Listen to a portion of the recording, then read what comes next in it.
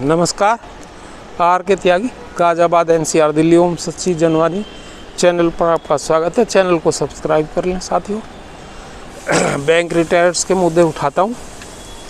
Bank रिटायरीज़ का channel है, तो इसे चैनल को सब्सक्राइब कर लें, आपका अपना चैनल, और इससे हमारी मदद होती है, चैनल का प्रचार प्रसार होता है। वीडियो को शेयर, लाइक, कमेंट करें।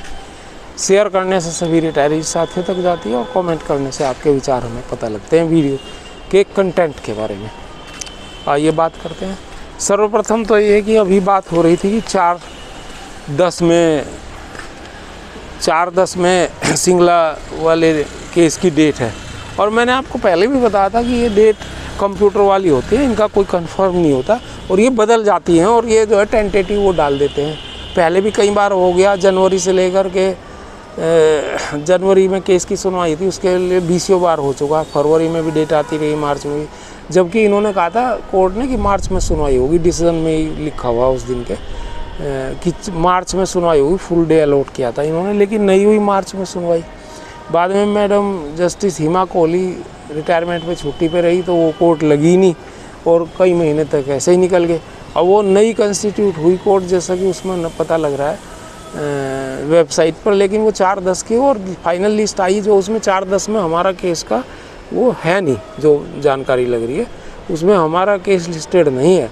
तो अब फिर वो दशहरे की छुट्टी पड़ेंगी, तो अब 14-15 अक्टूबर में होगा शायद, उसमें पता लगेगा कि क्या रहेगा। तो ये स्थिति तो सिंगला वाले केस की है। लंबा हो गया, लेट हो गया। निसी ऑर्डर हमारे फेवर में ऑलरेडी है, सिर्फ 1 दिन की हियरिंग होनी और फाइनल डिसीजन आना है। उसके बाद चाहे वो रिजर्व में रखा जाए या जैसे भी रखा जाए। अब इसमें कोर्ट जो है गवर्नमेंट का इन्वॉल्वमेंट है, तो ये लोग जो है ना अटॉर्नी जनरल वगैरह और ये सब इन पर लाइजन इनके होते हैं, और ये किसी न किसी रूप में जो है मैनेज करते हैं चीज़ों को, और लाइजन इनके होते हैं। और क्या इन्होंने किस तरह से कराया, वो हमारा केस सुनवाई हुई नहीं काफ़ी दिनों से, तो लेकिन चलो होगी। कॉम्पिटिशन पे हमने कई सारे केस लगवा रखे हैं, हमारे साथियों ने लगा रखे हैं। मैं कोई प्लेंटिफ तो नहीं हूँ उनमें, क्योंकि मेरा तो अभी 2 साल बचे हैं 10 साल पूरे होने में। लेकिन मेरे साथी हैं मिस्टर SN सिन्हा, और मैडम हैं उनकी मिसेज माया सिन्हा, एडवोकेट हैं, वो पैनल एडवोकेट और काम करती हैं। तो उन्होंने केस लगा रखा है, लगा दिया है। सेंट्रल बैंक वालों का 37 लोगों का केस लगाया उन्होंने लखनऊ बेंच में, इलाहाबाद हाई कोर्ट की बड़ी बेंच है Lucknow high court, Lucknow bench Allahabad high court की। और एक केस कैनरा बैंक वालों का उन्होंने लगाया है इलाहाबाद हाई कोर्ट में, लगाने जा रहे थे वो, उस दिन उन्होंने बताया था मंगलवार को पिछले, तो वो निश्चित रूप से लगा दिया होगा। मेरी उनसे इस वक्त चर्चा नहीं हुई, थोड़ा बिजी सा रहा, तो वो लगा दिया होगा उन्होंने। एक वो केस है, और साथियों ने हमारे दूसरे बैंकों के चंडीगढ़ हाई कोर्ट में मैक्सिमम केस लगे हैं, और IOB का एक केस लगा था इलाहाबाद हाई कोर्ट में कॉम्पिटिशन, तो उसमें बहुत ही सटीक और बढ़िया जजमेंट है वो हम लोगों के फेवर में रिटायरी है।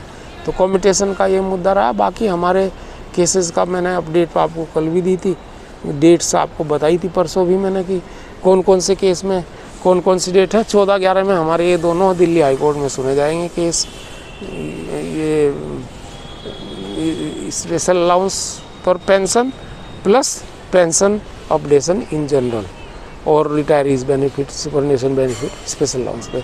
और इसके अलावा ग्रेजुएटी रिकैलकुलेशन जो है, जो हमारा एक मुख्य मुद्दा है कि भाई ALC DLC के आधार पर, और जिसमें जजमेंट भी आ गया है इसका नैनीताल हाई कोर्ट का, वो केस, ये दोनों केस 14/11 में सुनवाई होगी हमारी दिल्ली हाई कोर्ट में। और ये जो है मेन जज के मेन कोर्ट में रजिस्ट्रार से यहाँ भी चले गए हैं, इसमें सुप्रीम कोर्ट में भी TP 1394 मेरा नाम, मैं उसमें रेस्पोंडेंट हूँ। तो वो IBA ने लगाया कि भाई ये सुनवाई सुप्रीम कोर्ट में हो, लेकिन अब वो शायद कहाँ कराना चाह रहे हैं, तो इसका ऊपर भी डिसीजन होना है। और तो इस हिसाब से हम सुप्रीम कोर्ट में भी इन केसेस को लेके, बाकी ग्रेजुएटी रिकैलकुलेशन, ग्रेजुएटी 1-16-20 लाख का केस है, वो भी आने वाला है जल्दी, और CBDT वाला केस भी, वो डेट मैंने आपको बताई थी सर पिछले वीडियो में, 2 वीडियो में मैंने वो डेट्स बताई थी। और कंटेंट पिटीशन हमारा डिसमिस हो गया, क्योंकि पहले भी एडवोकेट्स, वो जो एडवोकेट थे मिस्टर अनिल मेहता का फ़ोन आया था, उन्होंने बताया एडवोकेट ने पॉइंट जो है गलत तरीके से रख दिया। जो पॉइंट हमने उसे मना करा था और पता नहीं उसने क्यों ऐसा करा, वही पॉइंट उसने सबसे पहले उठा दिया और उसी आधार पे फिर पीएनबी वालों ने उसे लपक लिया। या तो पीएनबी के एडवोकेट से मिला होगा, उनका कहना था, या कुछ भी बात रही होगी, लेकिन वो कंटेम्प्ट पिटीशन डिसमिस हो गया इन सारी चीज़ों को लेकर के। और बाकी जो काउंटर एफिडेविट इसमें लग चुके हैं हमारे वाले केसेस में, जो TP 1394 है, कुछ लोगों के लगाए हैं, कुछ लोगों के फीस ज़्यादा होने की वजह से नहीं लगाए हैं। ये मुद्दे हैं। और आज 30 तारीख को मुझे पता लगा कि धरना है आइबा पार्क का कलकत्ता में, और वहाँ के कुछ साथियों ने मुझे फ़ोन पर बताया कि हम वहाँ जा रहे हैं। तो मैंने कहा ठीक है जाइए, हम 23 अक्टूबर में यहाँ दिल्ली में होगा, उसमें जाएंगे। तो वो धरना होगा और आज जो भी अपडेट होंगे वो आपको दी जाएंगी, और लोग भी देंगे और हम भी आपको देंगे जो हमें पता लगेगा। तो कलकत्ता में एक बड़ा धरना होगा। कलकत्ता एक बहुत बड़ा शहर है, महानगर है, और एक ज़माने में देश की राजधानी भी रहा है। ब्रिटिश ईस्ट इंडिया कंपनी ने राजधानी बनाया था उसे। तो उस हिसाब से कलकत्ता एक बहुत ही इम्पोर्टेंट सिटी है, और वहाँ धरने के क्या वो होते हैं पता लगता है। अब हमने ये बात जो है 8 महीने से 7 महीने से इनको कह रहे थे, आइबा पार्क को भी और IBR को भी, कि धरने लगाओ, सीरीज़ में भी लगाओ और दिल्ली में भी लगाओ जंतर मंतर पे, और बाकी बड़े बड़े शहरों में लगाओ। बल्कि हमने तो इन्हें कहा था सारी राजधानियों में लगाओ। अब इन्होंने धरने लगाने अब शुरू करे हैं, लेकिन ये भी एक अच्छा टाइम है, क्योंकि पेंशन, यूनिफाइड पेंशन स्कीम लेके आई है गवर्नमेंट।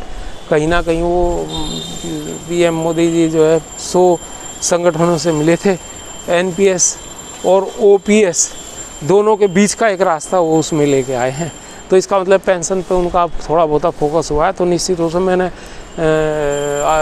इन्हें सभी को, चाहे श्री सुप्रीत सरकार जी हों, चाहे KV आचार्य हों, DK हंस हों, JD शर्मा हों, और ये SC जैन हों, और इनके मित्र वास्तु, इन्हें सबको लिखा था और इन्हें कहा था, इनसे बात भी हुई थी मेरी, इनसे सुप्रीत सरकार जी से और इनसे, कि भाई DK हंस से और आचार्य जी से, कि भाई आप इससे PM से भी मिलो और फाइनेंस मिनिस्टर से अब मिलो।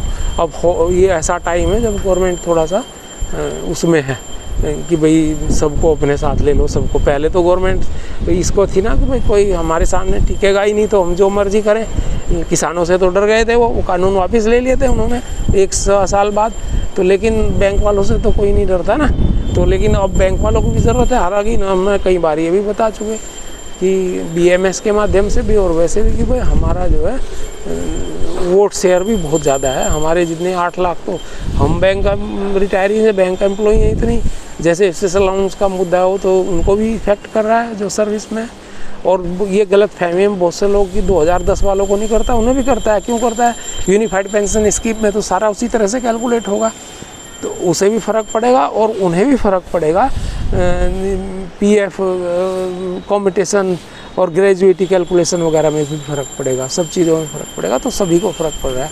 तो 8 और 8 16 लाख और उनके स्पाउस हैं करीबन, आप ये मान लो 16 और 13 ये मान लो, 2-3 हो सकता है ना हो उनके स्पाउस किसी वजह से, कुदरत के कहर की वजह से। तो 29 हो गए, और उनके बच्चे लगा लो 50, और उनके 1-2 रिश्तेदार लगा लो, मतलब 1 करोड़ लोग हैं हम लोग। कितने बैठते हैं? 1 करोड़ लोग जो हैं 580 पर ही लगा लो, 543 सीटों पर कितने बैठते हैं उस हिसाब से लगा के देख लो। 20,000 के करीब बैठेंगे हम। 20,000 पर कॉन्स्टिट्यूंसी, कहीं 15,000 भी होंगे, कहीं 25,000 भी होंगे। तो इतनी कई जगह तो इतनी सीटें, इतने वोटों से हार जीत भी होती है। 50 और 100 और 1000 500 और 10 5,000 से ही कम से कम 20,000 की लीड जो है, ऐसी 100 सीट होती होंगी जो निर्धारित कर देती हैं। तो 20,000 ही वोट से होती हैं। तो हमने इन्हें बता रखा है और कहा है। हमने एक बार मीनाक्षी लेखी थी, ये वहाँ भी जिक्र करा था, उनके बाद मेमोरेंडम दिया था। मैंने तो खैर अपना पर्सनल मेमोरेंडम भी दिया था संगठन के अलावा, और दूसरे नेताओं को भी इनके, और चिट्ठी हम लिखते रहते हैं हमने मोदी जी को भी, और अपने वीडियोज़ से भी हम ये सब चीज़ें प्रकट करते रहते हैं। लेकिन चलो जो भी है, क्या ये कर रहे हैं ये तो नहीं पता होगा। और मेरा जो बहुत फ़ोन आ रहे हैं मुझे लोगों के, जो घटना वहाँ हुई दिल्ली में जंतर मंतर पर, वो मैंने शेयर की थी लोगों से कि कैसे कैसे स्पेशल अलाउंस के मुद्दे पर मेरा विवाद हो गया था वहाँ, और इन्होंने मुद्दा उठा नहीं रहे थे, बाद में इन्होंने उठा। तो इतने के साथ ही मैं इस वीडियो को विराम देता हूँ। धन्यवाद साथियों। भारत माता की जय। वंदे मातरम। ओम नमः शिवाय।